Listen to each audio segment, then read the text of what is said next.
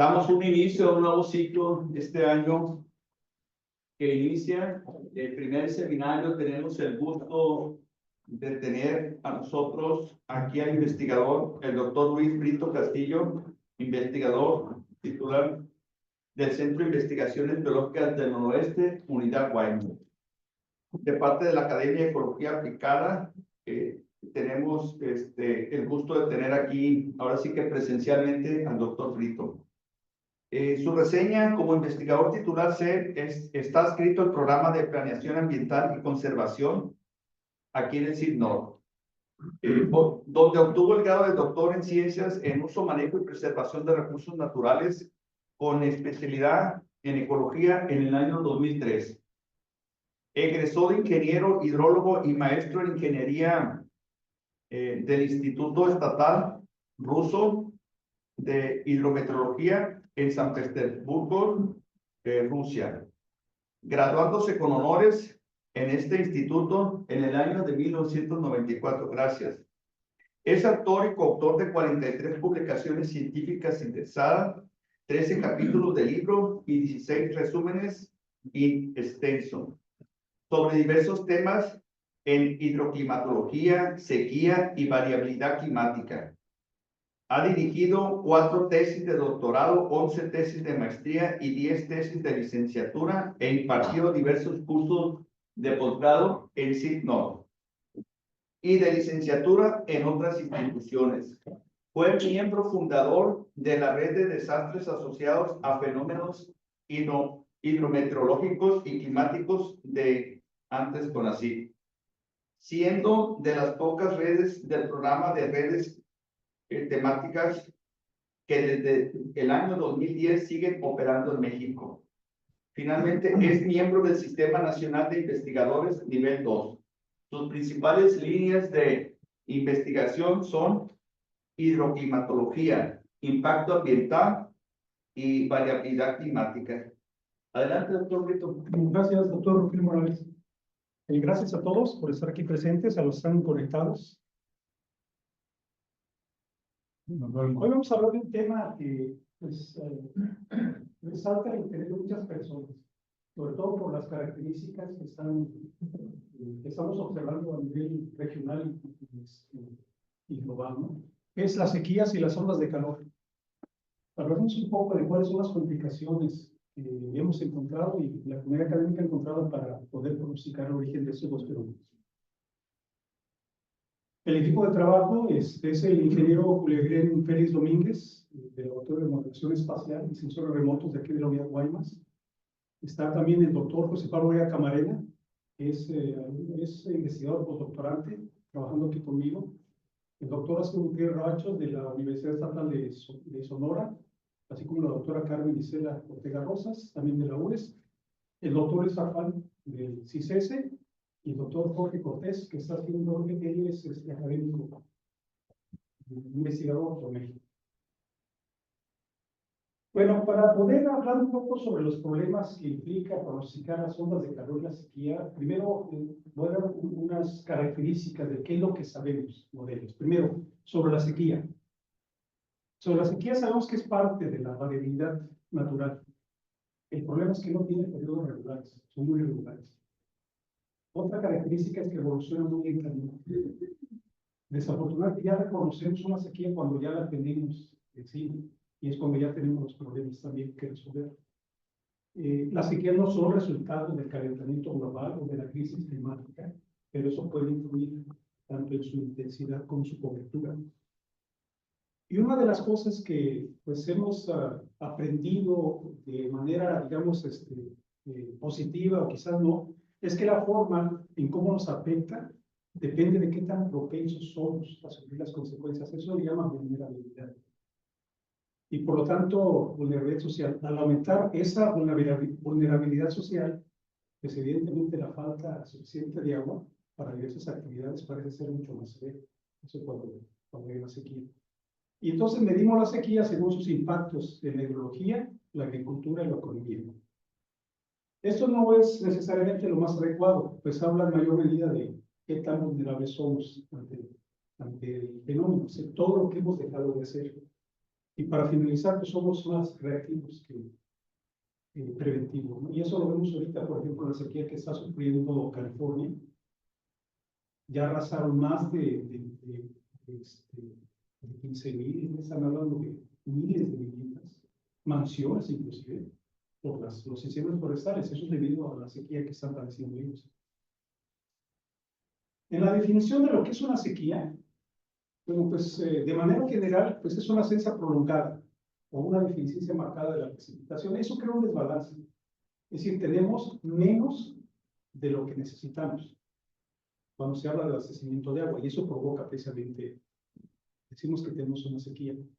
Y es un periodo normalmente seco y puede prolongarse durante meses, años o inclusive décadas, porque ya se le conoce como mega sequías. Hay mega sequías que han ocurrido 20 años, por ejemplo, la sequía del río Colorado. Lleva 20 años esa sequía. Y bueno, hay varios tipos de sequía en su clasificación. La meteorológica, que es la falta de lluvia precisamente en periodos prolongados. La hidrológica, que ya tiene que ver con el almacenamiento de los cuerpos de agua como presas, ríos y acuíferos. La agrícola, que tiene que ver con la humedad del suelo. Cuando ya los cultivos agrícolas no tienen suficiente humedad para poder producirse. Y la socioeconómica, que es una combinación de esos tres clasificaciones de sequía. Como ven ustedes, hay maneras diferentes formas de medirlas. En cada una de ellas hay índices. Y eso no es complicado, uno prende el índice y ya puede, digamos, estudiar el diagnóstico de la sequía, pero aquí estamos hablando del pronóstico. Ahora, ¿qué sabemos de las ondas de calor? Cuando hay temperaturas que son inusualmente altas, a las que no estamos acostumbrados, y esas se mantienen por más de 2 días, su origen tiene que ver con una onda de calor. Y eso nos afecta de diferentes maneras a las personas. No es lo mismo, por ejemplo, temperaturas inusualmente altas en el centro de México, donde las temperaturas son mucho más frescas, por ejemplo, que aquí en Sonora, donde las temperaturas en verano son mucho más altas, o en Canadá inclusive. Pero sí, cuando hay una onda de calor, pues eso modifica nuestro comportamiento, hay un disconfort y también una transmisión de enfermedades porque se hacen condiciones más favorables, ¿no?, para la transmisión de enfermedades. Y las infraestructuras sociales, que se ven afectadas como la energía, el transporte y el agua. Cuando hace más calor, necesitamos más energía para poder refrigerar, por ejemplo, nuestros hogares. Y otros efectos secundarios de una onda de calor tienen que ver con los deshielos. Por ejemplo, en zonas donde existen, en Canadá, por ejemplo, Estados Unidos, donde hay montañas con hielo, cuando hay una onda de calor, esos deshielos provocan inundaciones. También incendios forestales, como estamos viendo en California, y bueno, la emisión también de partículas contaminantes en el aire que son perjudiciales para el ser humano. Cuando hay una onda de calor, las temperaturas son inusualmente altas antes de que llegue, por ejemplo, la temporada de verano. Las plantas florecen más temprano.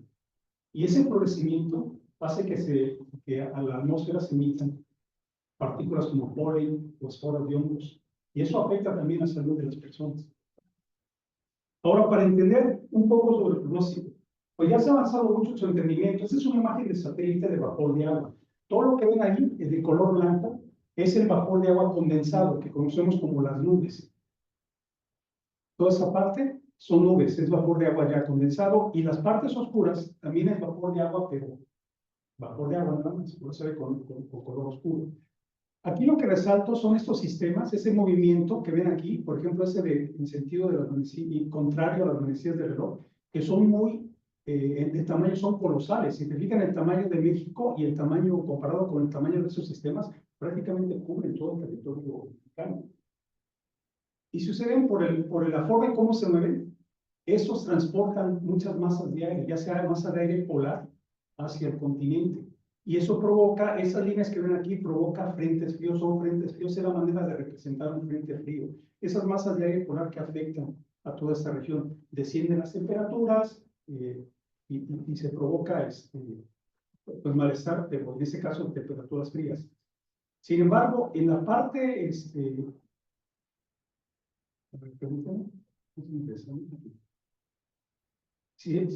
la parte del Golfo, del Pacífico, más hacia el sur, tenemos una zona muy oscura. Aquí el movimiento es en sentido de las manecillas del reloj. Se le conoce como movimiento anticiclónico. Si se fijan, esa parte es más oscura, lo que quiere decir que ahí no se forman nubes. Cuando en un sistema anticiclónico lo que ocurre es una compresión de la atmósfera. Es algo natural, es física. Se comprime la atmósfera, se eleva la temperatura del aire, por lo tanto, hay vapor, no hay nube, no hay formación, no hay condensación. Esa imagen es de enero de 2016. Si nos vamos a la imagen de satélite de julio, observamos que ese sistema de alta presión, cuando se mueve y se desplaza y se posiciona sobre el continente, como vemos acá, ahí es donde ya tiene la sequía. Porque esas condiciones de compresión de la atmósfera, calentamiento de la atmósfera, no genera vapor de agua, no hay formación de nubes, y por lo tanto tenemos días claros. Y esto fue una sequía que observamos en junio de 2016, como lo veamos un poco más al rato. Aquí el problema es cómo saber cuándo esos sistemas se mantienen mucho tiempo. O sea, ¿por qué son tan persistentes esos sistemas? Vemos aquí, por ejemplo, que este sistema en particular está rodeado en sus lados por un sistema de baja presión hacia el occidente y un sistema de baja presión también hacia el oriente. Estos sistemas bloquean al sistema de alta presión. Se conoce como sistema de bloqueo. Y al bloquearlo, hace que el sistema o se mueva muy lentamente o se mantenga en el sitio. Esa configuración precisamente es la que se ha investigado y hay una hipótesis al respecto. Ahorita voy a hablar al respecto de por qué son tan persistentes estos sistemas. Cuando es un sistema de bloqueo, es muy persistente en las condiciones secas. Por ejemplo, en el caso de 2016, el sistema se mantuvo del 3 al 5 de junio de 2016. Si ustedes recuerdan, fue un día muy caluroso aquí, porque fue a inicios de junio y las temperaturas aquí en Guaymas, por ejemplo, superaron los 39 grados, que es muy poco común para ese mes. En Hermosillo llegaron cerca de los 50 grados a principios de junio. Esas temperaturas son comunes en agosto, no a inicios del verano. Y nosotros investigamos precisamente ese fenómeno, vamos a darnos un poco más a rato. Ahora, las sequías y las ondas de calor son consecuencias de anomalías similares en el flujo atmosférico, porque mucho tiene que ver con el sistema de alta presión y la entrada de aire cálido hacia el continente. Esa es la onda de calor de junio de 2016. ¿Por qué sabemos que es una onda de calor? Lo que están viendo en el mapa son las anomalías del 4 de junio, cuando fue más intensa la onda de calor. Yo lo recuerdo porque cuando entré al cine, por ejemplo, a las 5 de la tarde, estaba fresca la temperatura, saliendo, ya las temperaturas se sentían como si estuviéramos en pleno verano, y eso me llamó mucho la atención. Y presente porque llegó esta onda de calor a esta región. Todas esas anomalías, si se fijan, son las anomalías de 9 grados, 8 grados, 5 grados, ¿sí? Eso es con respecto a la temperatura que se midió, menos la climatología de todo el periodo histórico. Es más fácil entender las anomalías porque si pusiéramos la temperatura absoluta, pues dijéramos, oye, aquí estuvo más fresco que allá, sí, pero en una zona donde aparentemente es más fresco, la anomalía fue mucho mayor. Es decir, la gente no está menos acostumbrada a esas desviaciones. Y obsérvese que esa onda de calor afectó mucho, sobre todo el occidente de Sonora y la parte oriental de Baja California Sur. De hecho, donde están estas cruces es donde se sintió la anomalía mayor, que fue de 12 grados en Bahía de Los Ángeles. Hay una estación meteorológica automática que mide cada 10 minutos. En Hermosillo, que está aquí esta estrella, la temperatura fue de cerca de 50 grados, aunque la anomalía, si ustedes se fijan, fue de tan solo 7 grados. En Guaymas, aquí, que estuvo un poco más, digamos, más fresco que en Hermosillo, porque aquí la temperatura fue de 39 grados, sin embargo, tuvo una anomalía de casi 9 grados con respecto a su historia. Entonces, por eso es una onda de calor. Y esta onda de calor en particular abarcó el suroeste de Estados Unidos y la parte occidental de Sonora, con temperaturas muy altas. Ahora, Se han propuesto tres hipótesis para poder entender por qué surgen esos fenómenos. La primera hipótesis es la hipótesis de subsidencia. La subsidencia tiene que ver con las altas presiones y el sistema de alta presión. Cuando eso se mantiene durante mucho tiempo, el tiempo atmosférico se mantiene cálido, se mantiene seco, y si hay bloqueo, puede durar muchos meses, ¿no? Inclusive, no sé, puede durar mucho tiempo y hay que entenderlo. La otra hipótesis es el fortalecimiento, tiene que ver con el fortalecimiento de nubes de cúmulos. Las nubes de cúmulos, que son nubes que se forman muy altas, no generan nubes. Y cuando esas se mantienen durante mucho tiempo, también generan sequía. Se llueve muy poco. Y una tercera hipótesis que nosotros abordamos en la tesis doctoral una tesis doctoral de Mayra, tiene que ver con el albedo y la temperatura superficial. De hecho, se le conoce como la hipótesis del albedo.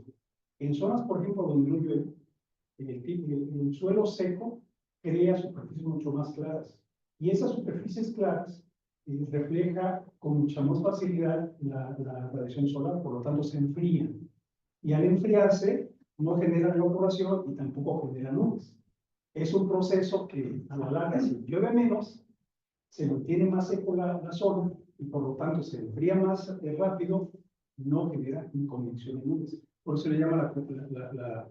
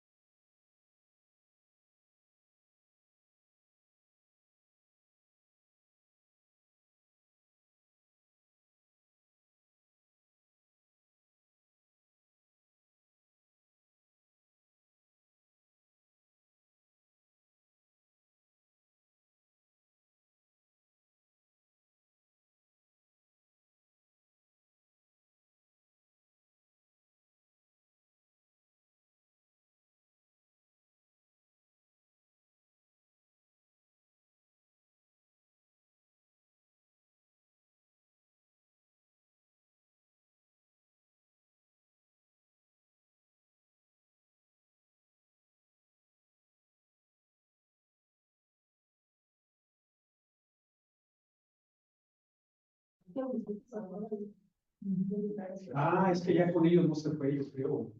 Sí. Va.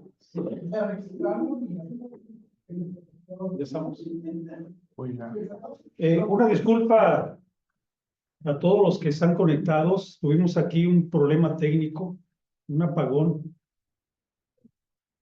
Que apenas regresó, entonces vamos a tratar de continuar donde me quedé. La posición aquí 10, ¿no?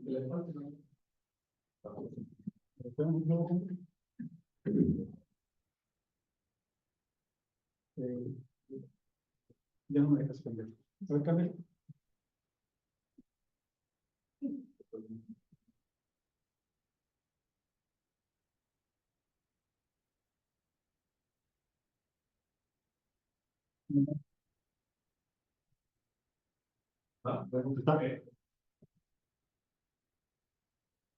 Ok, aquí me quedé.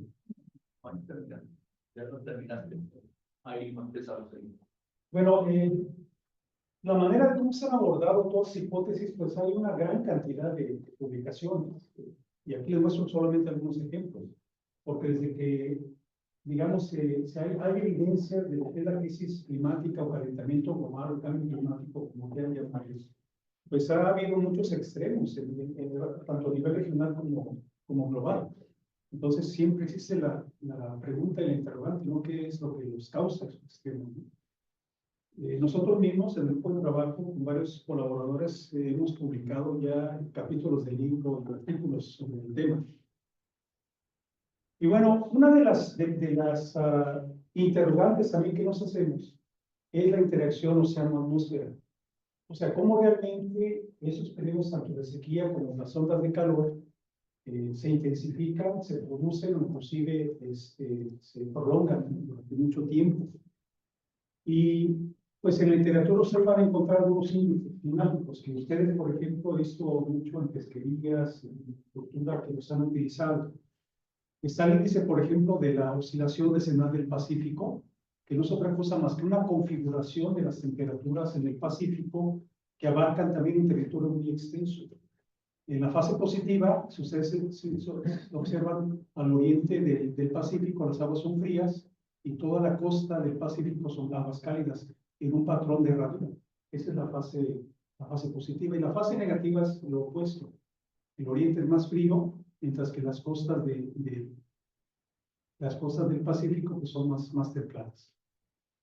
Y esta forma o esta configuración, aquí están los valores de las anomalías de temperatura, esta configuración puede durar muchos años, como se observa aquí en esta serie, ¿no? Que está desde 1860 hasta el año 2022-23 que hay datos, ¿no?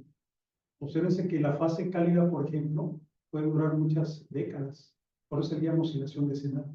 Actualmente, la última fase en la que actualmente nos encontramos pues es una fase cálida, lo que indica que las aguas del Pacífico, esa es una imagen actualizada, las aguas del Pacífico pues, en la costa se encuentran con temperaturas anómalamente cálidas. El otro índice es la oscilación multidecadal del Atlántico, perdón, les mencioné aquí del Pacífico, la del Pacífico es esta. La otra es la multidecadal del Atlántico, que también tiene también sus fases, la fase fría y fase cálida. Actualmente estamos en una fase cálida, mientras que la oscilación decenal es una fase fría. Tenemos aguas más frías de lo común. Oscilación decenal. Entonces el Pacífico frío, el Atlántico cálido. Y otro índice que es de menor longitud en escala temporal es la oscilación, el Niño oscilación del sur. Eso no es otra cosa más que los calentamientos o enfriamientos en el Ecuador. Su oscilación más o menos va entre 3 y 7 años. Por lo tanto, la manera en cómo interactúan con la atmósfera y con el continente es muy diferente. Y muchas de las propuestas o de las hipótesis que se han establecido para poder entender cuándo va a iniciar una sequía o cuándo va a formarse una onda de calor, pues tienen que ver con esas interacciones, como vamos a ver un poquito más adelante. Mire, por ejemplo, ya se ha documentado y se ha referido en muchos trabajos que cuando la fase de la oscilación multidecadal del Atlántico se encuentra en fase cálida, o sea, el Atlántico es más cálido de lo normal, mientras que el Pacífico es más frío de lo normal. Tenemos sequías en el norte de México, como está ocurriendo actualmente. O sea, tenemos un Pacífico frío y un Atlántico cálido, y es lo que estamos viviendo en la actualidad. Esa configuración crea sequías muy prolongadas, de varios años. De hecho, la sequía que estamos padeciendo actualmente ya viene arrastrándose desde 1922 y todavía tenemos sequía. Cuando esas se oponen, o sea, cuando cambian, y ahora tenemos lo opuesto, un Pacífico más cálido y un Atlántico más frío de lo normal, tenemos pues temporadas más lluviosas en el norte de México. Y obsérvese que en el sureste es lo opuesto, ¿no? En el primer caso, cuando el norte es seco, el sur y sureste del país llueve más. Y aquí, por el contrario, cuando aquí llueve más, en esta configuración, pues el sureste llueve menos.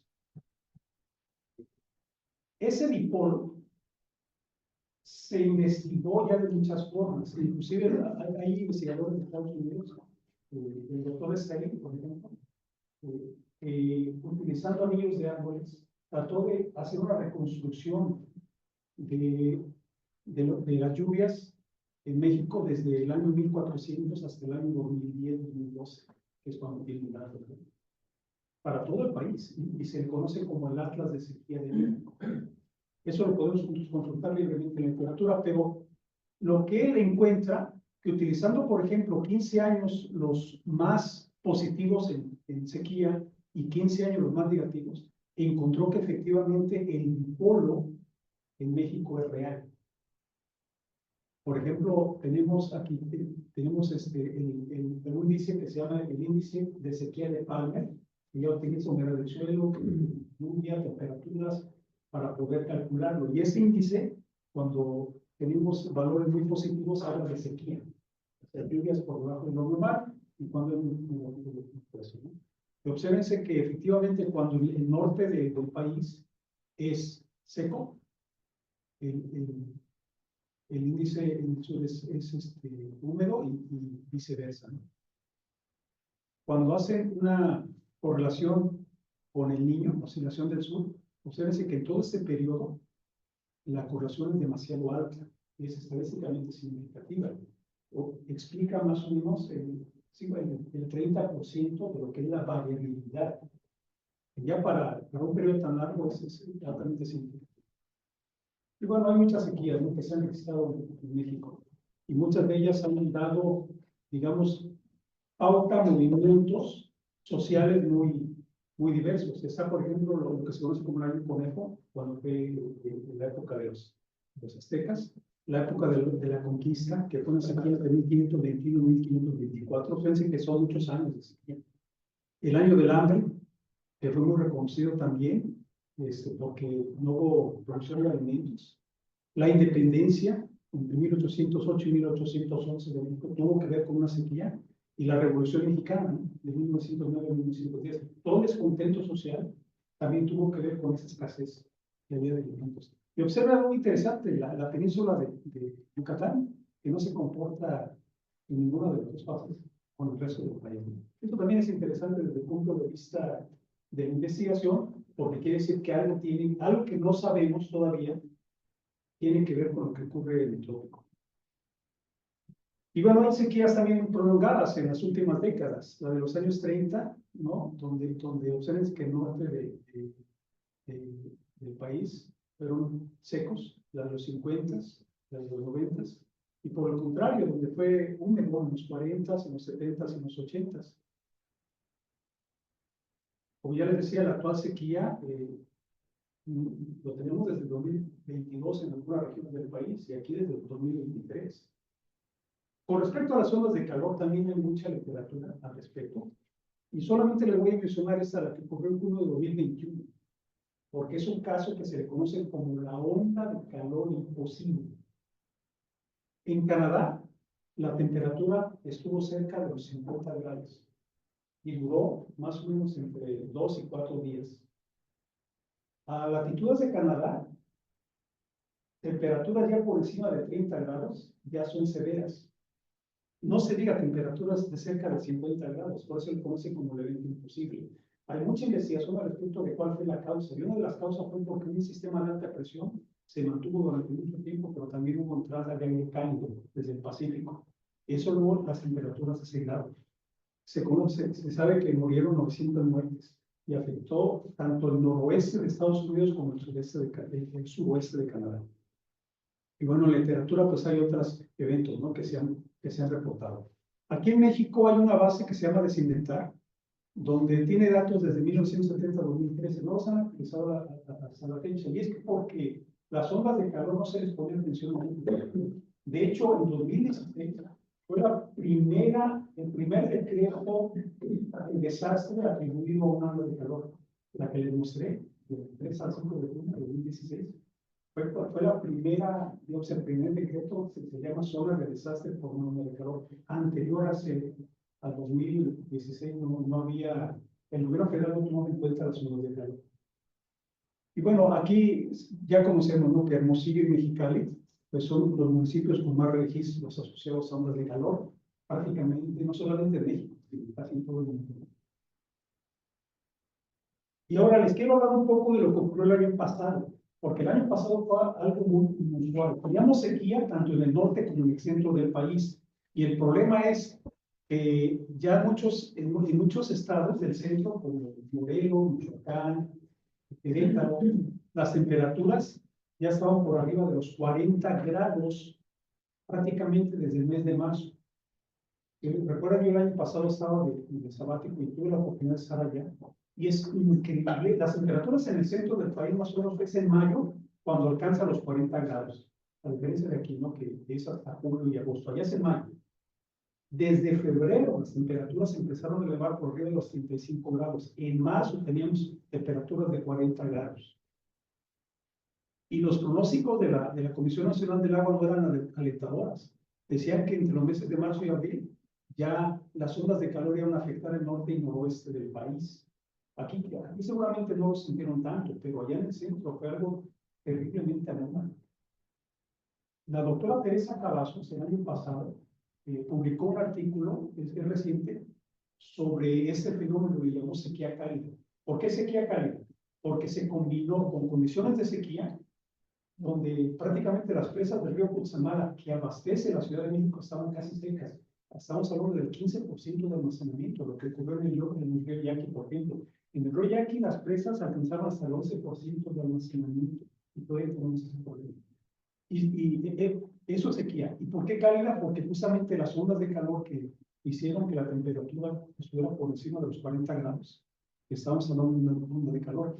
Y aquí lo que vemos en estos mapas, por ejemplo, son anomalías de temperatura superficial a 2 metros de altura. Esos son generados por modelos, son cálculos, no son mediciones.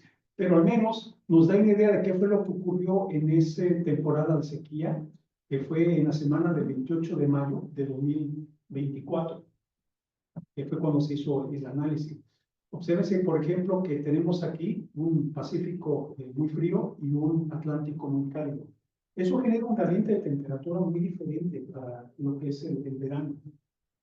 Y provoca que el flujo en el continente, cuando estas son temperaturas cálidas, se caliente muy rápido. Y eso hace que se evapore. Todo el vapor de agua que en el continente se evapora porque la temperatura es más alta de lo normal. Eso genera una baja térmica, pero no es de vapor de agua, sino es de calor. Es como radiación. Y eso provoca precisamente condiciones secas. A 12 kilómetros de altura vemos el patrón de flujo. Estas flechas que ven aquí es el flujo. Obsérvense que la intensidad del viento a 20 grados fue muy alta, ¿verdad? Esos también son valores calculados, pero obsérvense cómo hay un flujo que va ingresando hacia el continente en altura, lo que implica que hay aire cálido que está ingresando. El aire cálido, otra vez, provoca evaporación, compresión de la atmósfera porque tenemos una alta presión y condiciones secas.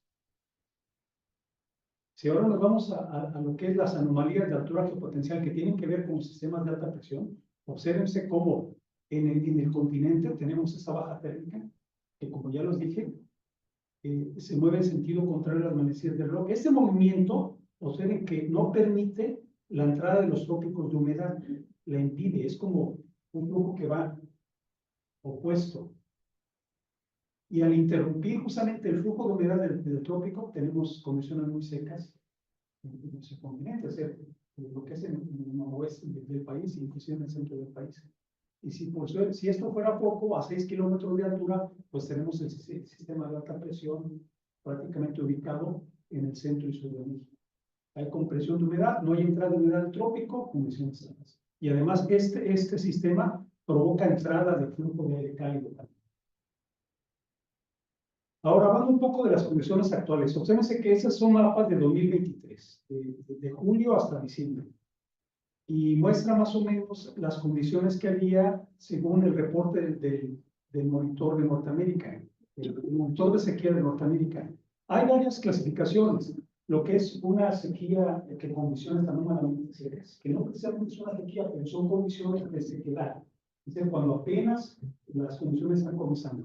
Luego vienen las condiciones condiciones de sequía, sequía severa, extrema, y la última clasificación, que es el color más oscuro, rojo más oscuro, que es una sequía excepcional.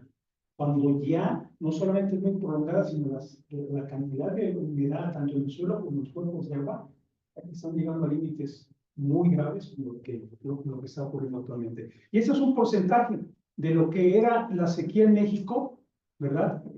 Por cada mes, cómo va cambiando. Obsérvense cómo desde julio hasta diciembre, primero se incrementa esas condiciones, sobre todo las de sequía excepcional, luego baja un poco, vuelve a subir, y se mantiene más o menos la mitad del país en condiciones de sequía. En la actualidad, lo que es en 2024, desde julio hasta noviembre, obsérvense que ya las lluvias que se presentaron el verano pasado aliviaron mucho la sequía en el centro. Ahí los niveles de las presas sí se incrementaron, pero no siempre en el norte del país, sobre todo en Sonora. Observen que en Sonora todavía prevalece condiciones de sequía excepcional.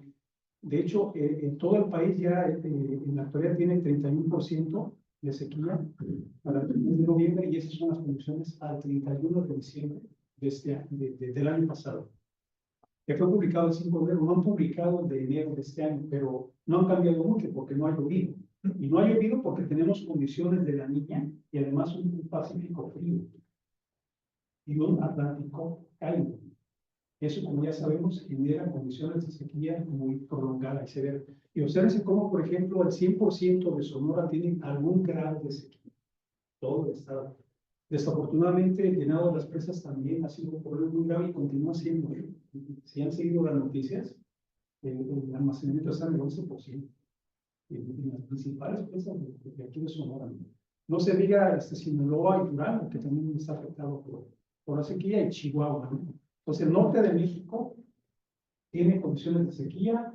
¿Por qué está haciendo mucho frío? Bueno, porque en función de La Niña, si recuerdan, los sistemas de alta presión atraen masas de aire polar. Pero eso también en condiciones de Niña no genera lluvia. Son condiciones de sequía.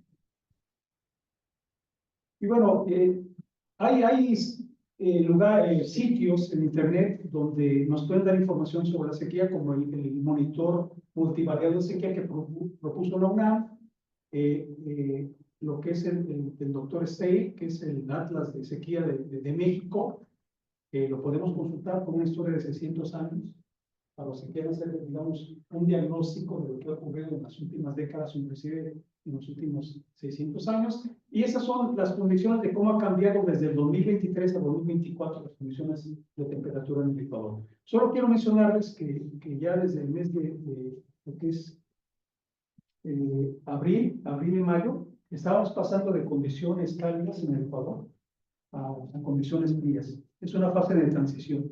Esa fase de transición en realidad es benéfica, ¿sí? Porque permite más entrada de humedad hacia el continente. Sí y solo sí no se encuentra esa configuración, que es la que, como les decía anteriormente, el problema del pronóstico es que, ok, sabemos que esa configuración sí permite la entrada de humedad, pero si esos índices multivariables, el índice de la oscilación del escenario del Pacífico y del Atlántico tienen esta configuración, eso significa condiciones extremas de sequía en el norte del México. El problema ahora es cómo poder estudiarlos adecuadamente para introducirlos a los modelos.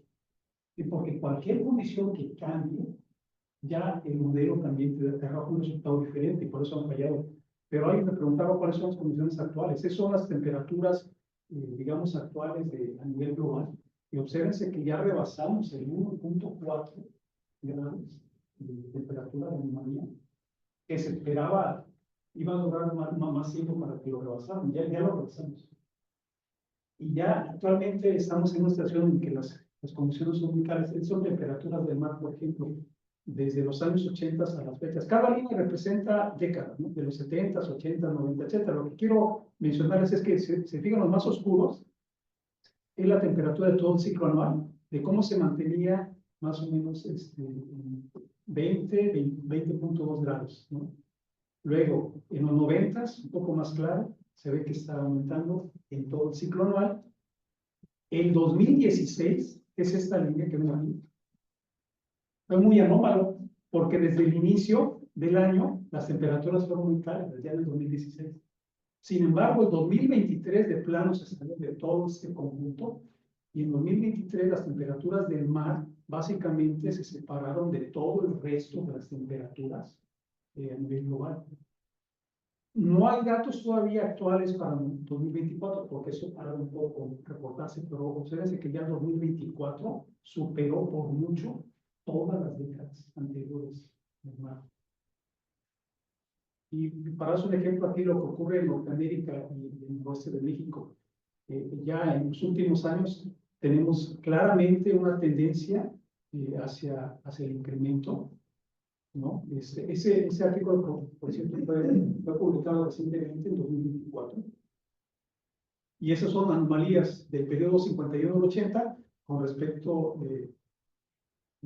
al actual, para una reconstrucción que data de varias décadas, ¿no?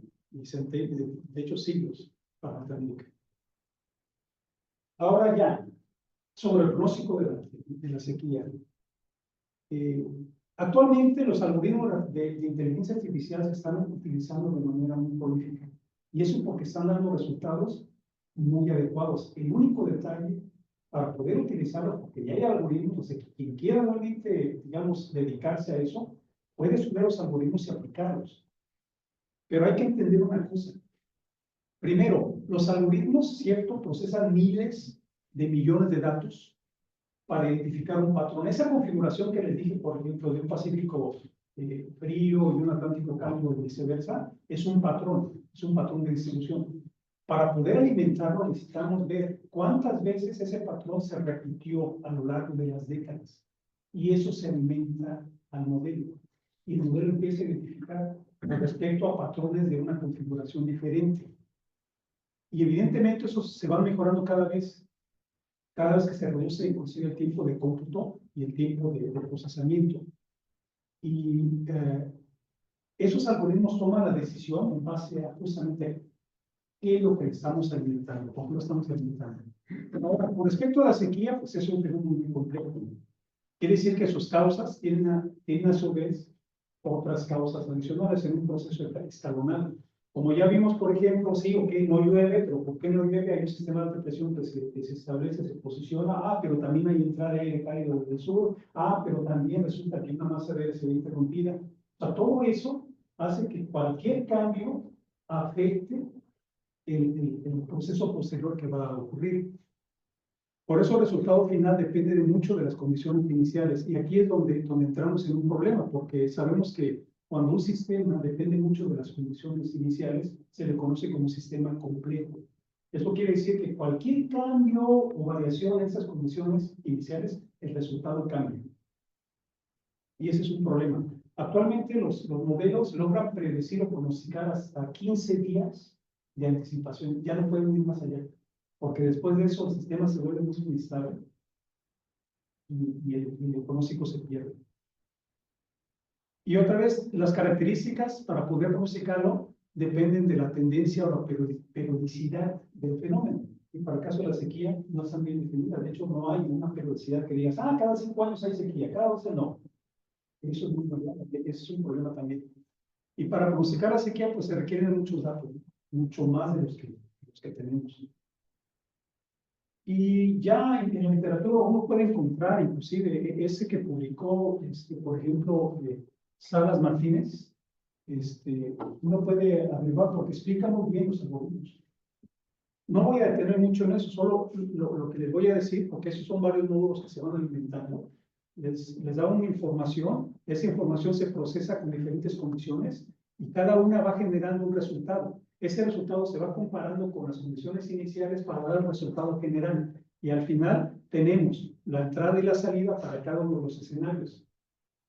El mayor obstáculo es superar las características del fenómeno que, como ya les dije, no están bien definidas, como la tendencia o la falta de periodos regulares.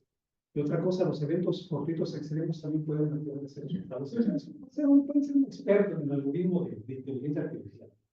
Pero si desafortunadamente dentro de ese aprendizaje ocurre un evento extremo por causas que desconocemos, ya el resultado no va a ser favorable a ese problema. Pero miren, se está avanzando mucho porque esa es la predicción, por ejemplo, de la sequía del 6 de febrero de 2024.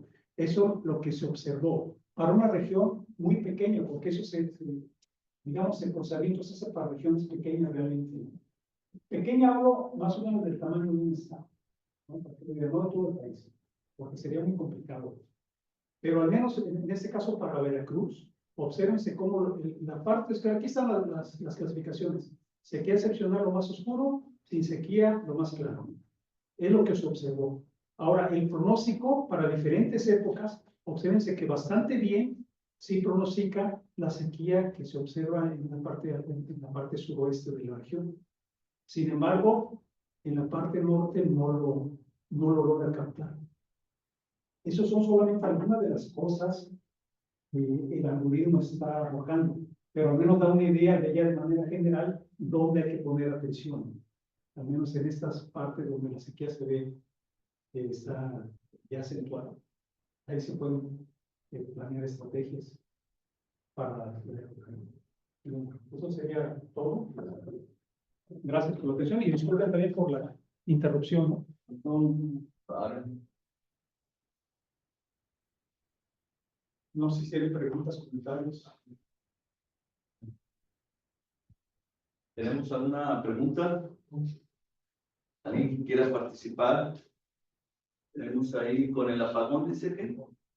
¿Qué cosas? ¿Qué cosas? Bueno, déjeme decirle que, por ejemplo, el año pasado, con las ondas de calor y con los niveles de agua en las presas, durante un poco más de 24 horas, CFE tuvo que bajar el sueldo, porque no alcanzó. O sea, no hubo poder para abastecer de energía eléctrica el centro del país. Y eso afectó a Querétaro, a la Ciudad de México. No sé si estudiaron noticias que una sección de la Ciudad de México se quemó sin luz completamente. Nosotros en Morelos, cada ratito veníamos apagados. Y si aquí tenemos niveles de presas muy bajos, aunque aquí las termoeléctricas se abastecen de carbón y otros, pero sí, esos apagones también tienen que ver mucho. No, Arturo. Hola Luis, buenos días. Hola Arturo, buenos días, adelante. Estuvo muy interesante tu seminario. Gracias. He presentado, oye, una pregunta así nada más, ¿qué chance hay ahorita que con la inteligencia artificial se empiecen a predecir este tipo de eventos y la magnitud de los eventos? Sí, mira, sí, se está teniendo algunos éxitos, porque aquí el problema es que la información todavía no es suficiente, es decir, el sistema tiene que aprender, es como si tú quisieras reconocer así de manera así general un rostro y tú le empiezas a dar diferentes formas de nariz y ojos, pero no tienes más que eso, ¿no? Y a partir de eso el sistema trata de reconstruir todo el patrón de lo que sería un rostro. En el caso de la sequía igual, tenemos que tener diferentes eventos con diferentes características para poder alimentar el sistema y que el sistema reconozca cuándo el patrón te va a dar origen a una sequía o a una onda de calor. Entonces, el problema es que como no hay regularidad, se vuelve un poco complicado por cómo procesa el algoritmo y complejo por la naturaleza del fenómeno. Pero sí se están teniendo algunos éxitos como ya se está reportando en la literatura. Yo creo que en algunos años, cuando eso se mejore, pudiéramos obtener mejores resultados. Ok, pero nada más así de detalle. Ajá. A lo mejor no te define de quién es el rostro, pero sí qué es un rostro, ¿no? Entonces, en este caso te pueden decir, oye, sí, viene un evento de altas temperaturas, de sequía, etcétera, etcétera, pero no la magnitud, ni fecha exacta, ni nada, ¿no? Eh, bueno, mira, de hecho, no solamente está el pronóstico, también está el monitoreo, ¿eh? Y al final, como tú bien lo dices, tal vez no podamos definir todas las características, pero ya te puede dar herramientas de prevención. El problema es que todavía seguimos siendo muy reactivos, no preventivos. Es decir, ya actuamos cuando ya el problema lo tenemos encima y decimos, ah, es que no tenemos agua en las presas, sí, pero tuviste tiempos de mucho almacenamiento y no lo supiste aprovechar. Ok. Gracias, Luis, muy amable.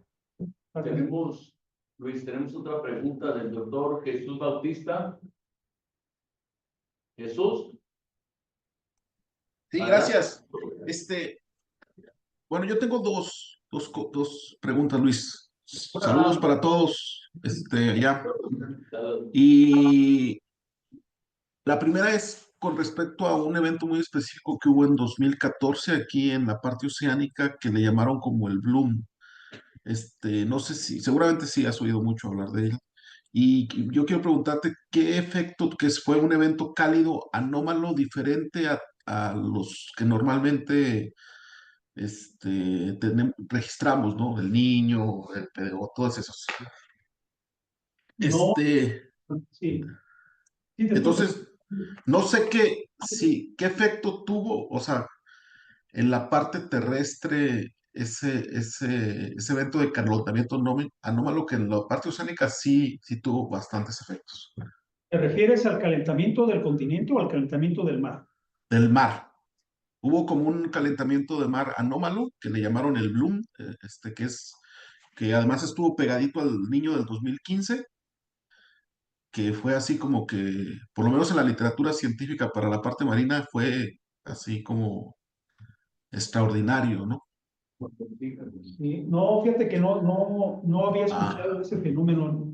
Generalmente tiene un efecto directo en recursos como pesquerías, pues hay mucho interés de la comunidad. En la parte de climatología, no había escuchado, pero lo voy a investigar, porque suena no. interesante eso que dices. Ajá. Pudo haber sido un evento fortuito como el evento del 21 de junio de 2021 ahí en Canadá, que le llamaron el efecto imposible, o sea, el fenómeno imposible, ¿no? 50 grados Sí, en Canadá es un evento imposible. sí. Pues no, o sea, duró muchos meses, casi un año ese, y además lo confundían mucho con el Niño y eso, pero bueno, ok. Es que, es que si tú dices que hubo un evento del Niño, muchas veces, de hecho el Niño se reconoce como un fenómeno que cuando se une con la oscilación decenal del Pacífico, que también son aguas cálidas en el Pacífico Norte, pues es un niño extendido, ¿no? Entonces, Ajá. habría que, bueno, como te digo, no conozco el fenómeno, pero me suena interesante para investigar, para al menos revisar, ¿no? Qué es lo que se ha publicado. Sí. Y lo otro es, bueno, es respecto a esto del uso de las técnicas de aprendizaje automático para, Sí, para pronosticar, para pronosticar sequías, ¿no? así es. En realidad, bueno, por supuesto que sí, o sea, lo que dices es correcto, porque entre más información tengas, pues mejores.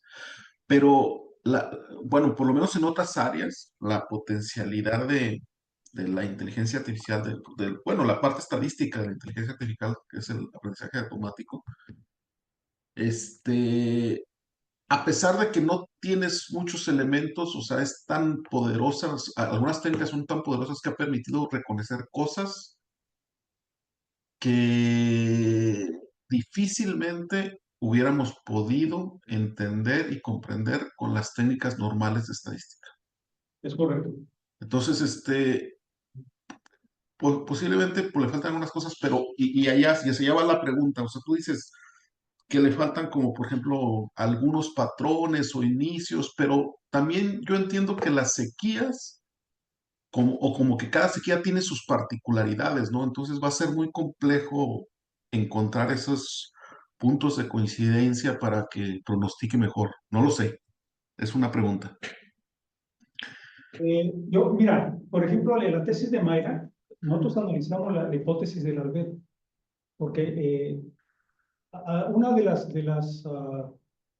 objetivos que nos planteamos es tratar de entender el umbral. O sea, ¿cuándo tú puedes ya hablar de sequía antes de que esa suceda? Pues tiene que haber un... Ajá.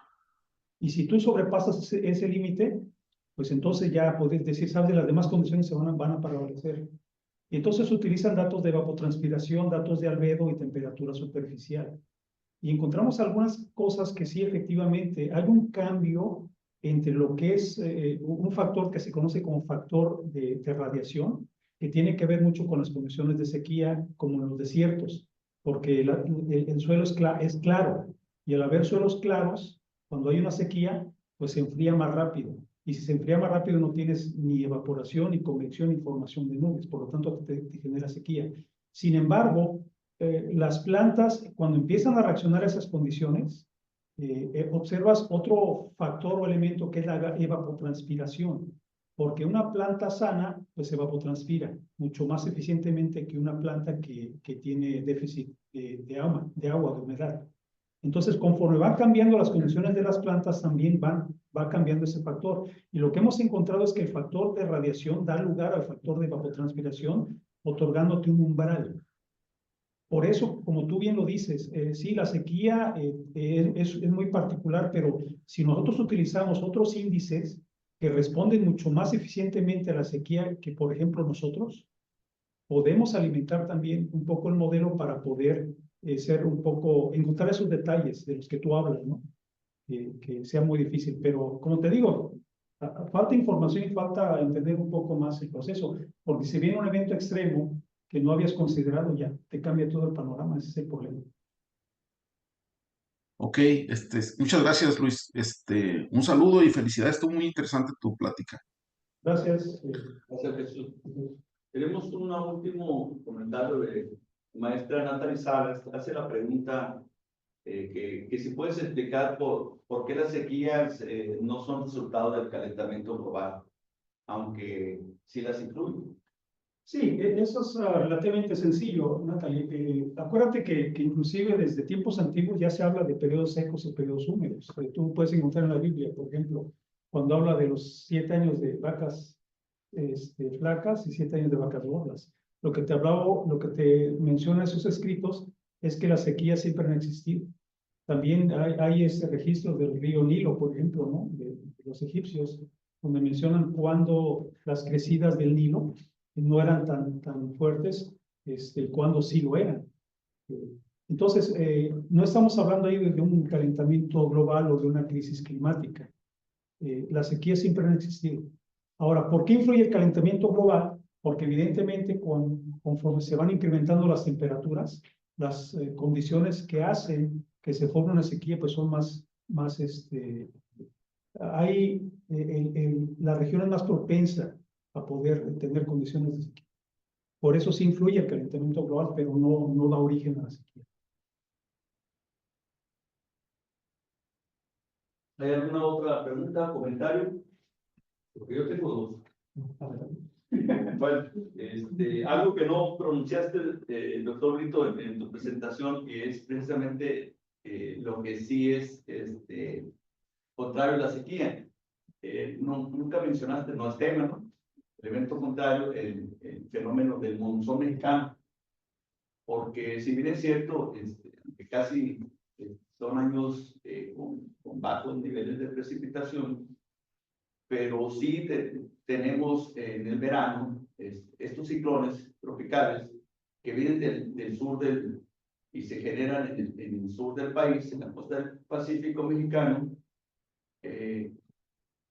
Al parecer, yo recuerdo que este año estaban pronosticados más de estos eventos de ciclones, incluso más fuertes, menos ciclones, pero más intensos huracanes, ¿no?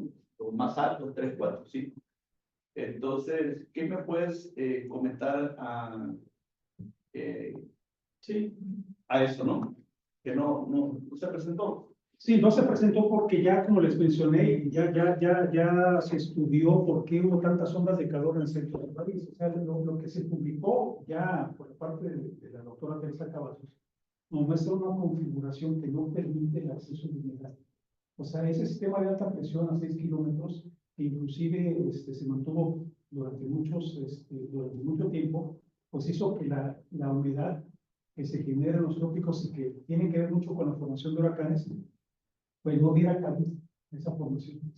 Y la baja térmica que también les digo, ¿no? Porque es un flujo de viento opuesto a lo que es el flujo de las ondas del este, por ejemplo, que son el viento húmedo y cálido, que entra al país y que genera las lluvias desde mayo, que se van propagando por toda la costa del Pacífico hasta llegar a esas latitudes en junio, más o menos.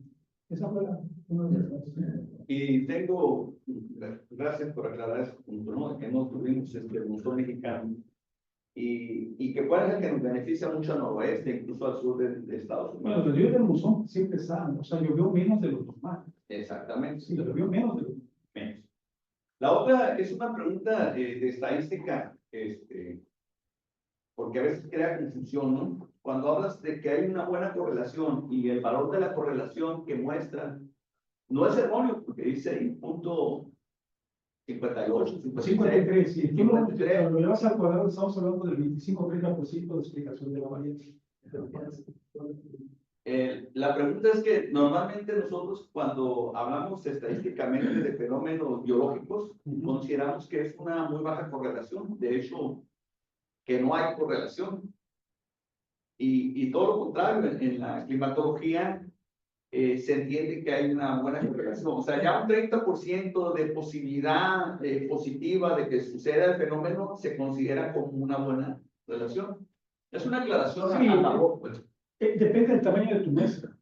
O sea, no es lo mismo hablar de una correlación, por ejemplo, de 0.5 cuando tienes 1000 datos correlacionados que cuando tienes solamente 20 o 30 datos. La muestra es muy pequeña. Para muestras pequeñas, requieres unas correlaciones más altas para decir, es una buena correlación, porque eso es estadística, tenemos en cuenta. Entre más grande sea la muestra, te vas dando mucho más certeza de cómo es la varianza de la población, porque estamos hablando de una muestra. La muestra que trata de, digamos, emular las características de la población. Entre más grandes sea tu muestra y más muestras tengas, las características de la población las puedes estudiar con precisión. Excelente explicación. Lo hice con la intención por los estudiantes de maestría y doctorado, ¿no? Porque los puede generar una duda, ¿no? Una confusión de que el valor sea enorme. Bueno, si ya no tenemos otra pregunta o comentario, pasamos a hacer la entrega de una constancia de parte del Centro de Investigaciones Biológicas del Noroeste y de la